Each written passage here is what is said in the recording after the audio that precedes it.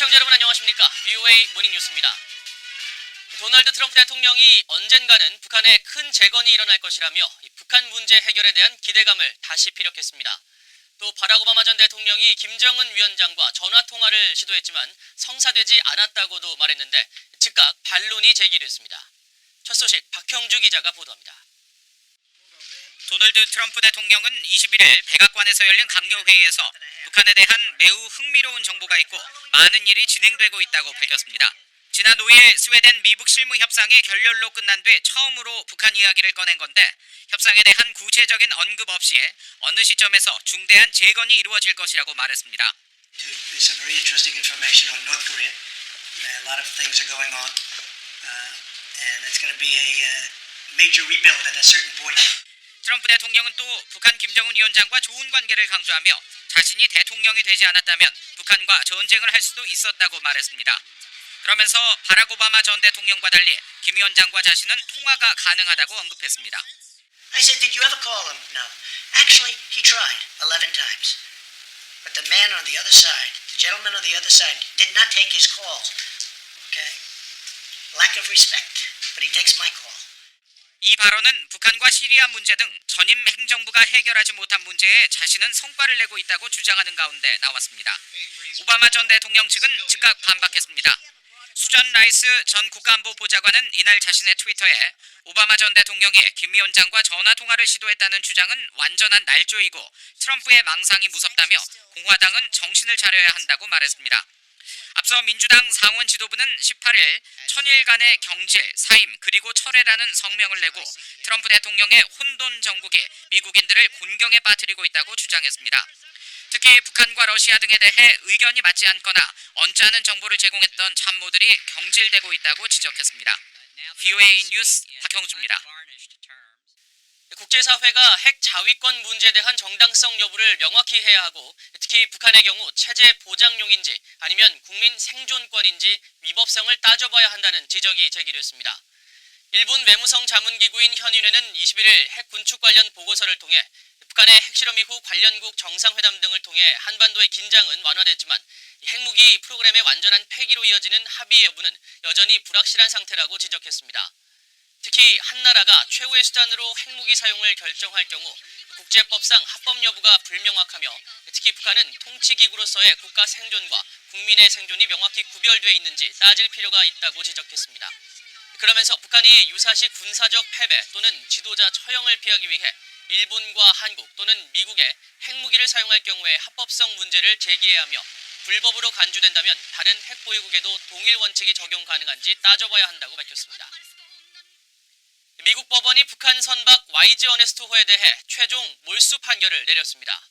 북한이 법적 대응을 하지 않으면서 별도의 공방 없이 최종 결정이 내려지게 됐는데 북한 자산이 미국 정부에 공식 몰수된 사실상 첫 사례로 기록됐습니다. 함지하 기자가 보도합니다. 이번 소송을 담당한 미국 뉴욕 남부 연방법원은 21일 대북 제재 위반 혐의로 압류된 뒤 매각 처분된 북한 선박 YG 어네스토호의 몰수를 최종 승인했습니다. 법원 기록 시스템에 게시된 최종 판결문에는 피고의 물품, 즉 YG 어네스토호가 원고인 미국 정부에 몰수된다는 내용과 미국 재무부 혹은 피지명인이 법률에 따라 YG 어네스트를 처리하고 이번 판결문 사본을 미 검찰 측에 전달하라는 명령이 담겼습니다. 또 YG 어네스토호의 소유권을 주장한 오토 원벼의 부모와 북한에 납북됐다 사망한 것으로 알려진 김동식 목사의 유족 등이 모든 권리를 미국 정부에 이양한다는 합의에 대해서도 재판부가 인정한다는 내용도 포함됐습니다. 앞서 검찰은 5월 9일 원벼의 부모와 김동식 목사의 유족 외에 아무도 법적인 조치를 취하지 않은 만큼 제한된 판결문 초안대로 몰수 소송의 최종 판결을 요청한 바 있습니다. 법원은 검찰이 작성한 판결문 초안을 수정하지 않아 검찰의 요구대로 최종 판결이 이뤄지게 된 겁니다. 이번 판결로 YG 어네스토호는 미국 정부가 북한 자산을 정식으로 몰수해 매각한 첫 사례로 기록될 것으로 보입니다. 현재 매각 금액은 미 연방마셜국이 보관 중이며 조만간 원벼의 부모와 김동식 목사의 유족들에게 분배될 예정입니다. 이번 소송은 북한 측이나 소유주로 알려진 송이무역회사 등이 법적 대응을 하지 않으면서 원고의 의견만을 토대로 한 궐석 판결 형식으로 내려지게 됐습니다. 북한은 과거에도 자신들을 상대로 한 소송에 아무런 대응을 하지 않으면서 여러 차례 궐석 판결을 통한 수억 달러의 배상 명령을 받아왔습니다. 지난 8월 경매를 통해 매각된 YG 어네스토호는 현재 싱가포르 선적의 예인선에 이끌려 싱가포르 방향으로 이동 중입니다. VOA 뉴스 함자입니다. 네팔 정부가 최근 자국에 있는 모든 북한 사업체에 이달 말까지 철수할 것을 거듭 지시한 것으로 알려졌습니다. 네팔 현지 언론들은 최근 네팔 산업부 고위 당국자를 인용해 네팔 정부가 외교부를 통해 네팔 내 모든 북한 사업체를 이달 말까지 전면 폐쇄하고 철수할 것을 서면으로 지시했다고 보도했습니다. 또 이 당국자는 현재 네팔에 남아있는 북한 사업체는 식당과 병원, 소프트웨어 회사 등 모두 9개라고 말했습니다. 앞서 네팔 정부는 지난달에도 북한 사업장의 2달 내 폐쇄와 철수를 요구하는 최후 통첩을 보낸 것으로 알려졌습니다. 세계 동물보건기구가 북한의 아프리카 돼지열병 발병 실태 공개를 촉구했습니다. 또 한반도 내 바이러스 확산을 막기 위한 방역 공조가 시급하다며 북한이 준수해야 할 지침도 제시했습니다. 안소영 기자가 취재했습니다. 세계동물기구 OIE가 한반도에서의 아프리카 돼지열병 ASF 확산을 우려하고 있다며 감염 실태와 관련한 북한의 투명한 정보 공개를 촉구했습니다. OIE는 21일 VOA에 자국의 동물 감염 사례를 보고할 국제사회의 의무를 촉구하기 위해 북한에 지속적으로 연락을 취하고 있다면서 이같이 전했습니다. 여전히 북한은 지난 5월 30일 아프리카 돼지열병 첫 발생 통보 이후 추가 정보를 제출하지 않고 있다면서 한국과의 방역 공조를 강조했습니다. 아프리카 돼지열병은 국경을 넘어 확산하는 전염병으로 바이러스가 한 건 이상 탐지된 국가는 반드시 신속하게 접경국 차원의 적절한 조치를 시행해야 한다는 겁니다. 한국 정부는 21일 경기도 연천군 민간인 출입통제선 내의 야생 멧돼지 사체에서 11번째로 돼지열병 바이러스를 검출했다고 밝혔습니다. 북한과의 접경 지역을 따라 돼지열병이 광범위하게 퍼져 있는 것으로 나타났습니다. 세계동물보건기구는 아프리카 돼지열병과 관련해 북한이 준수해야 할 지침도 제시했습니다. 강력한 법체계와 인적, 재정적 자산을 토대로 한 축산위생 서비스 구성, 공공 캠페인 도입, 위험관리자 정보 교육 등이 포함됐습니다. 앞서 세계동물보건기구는 음식물 쓰레기를 돼지 사료로 사용하지 말고 여행 시 수화물에 돼지고기 제품을 포함해서는 안 된다는 내용이 담긴 아프리카 돼지열병 캠페인을 벌이고 있습니다.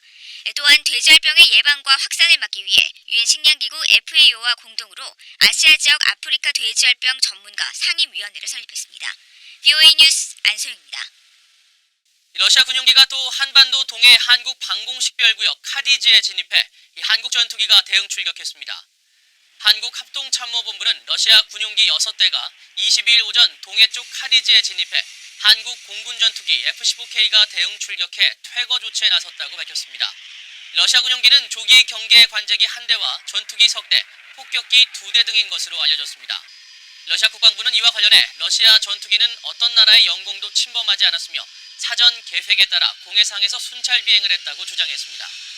앞서 지난 7월과 8월에도 한국과 러시아는 러시아 군용기의 한국 방공식별구역 진입과 관련해 갈등을 빚었으며 양국 군 당국은 23일 서울에서 합동군사위원회를 열고 이 문제를 논의할 것으로 알려졌습니다. 미국은 북한과 내년 봄 미군 유해 공동 발굴을 위해 회담을 제의했지만 진전을 이루지 못하고 있다고 미 국방부가 밝혔습니다. 미국 국방부 전쟁포로 실종자 확인국 DPAA의 케네스 호프만 대변인은 21일 VOA에 2005년 이후 중단된 북한 내 미군 유해 공동 발굴을 위한 북한과의 합의가 여전히 이뤄지지 않고 있다면서 북한 측에 내년 회계연도 공동 현장 조사 활동을 위한 계획서를 제안하고 답변을 기다리고 있다고 밝혔습니다. 그러면서 DPAA는 북한 내 미군 유해 공동 발굴 작업 재개를 위한 준비가 돼 있다며 내년 봄 방북을 위한 북한과의 회담에 계속 문을 열어둘 것이라고 밝혔습니다. 북한은 1차 미북 정상회담 이후 지난해 7월 미군 유해 55상자를 송환했지만 지난 2월 2차 미북 정상회담 합의 결렬 이후 미군 유해 관련 논의에 일절 응하지 않고 있습니다. 이상으로 VOA 모닝뉴스를 마칩니다. 시청해주신 여러분 고맙습니다.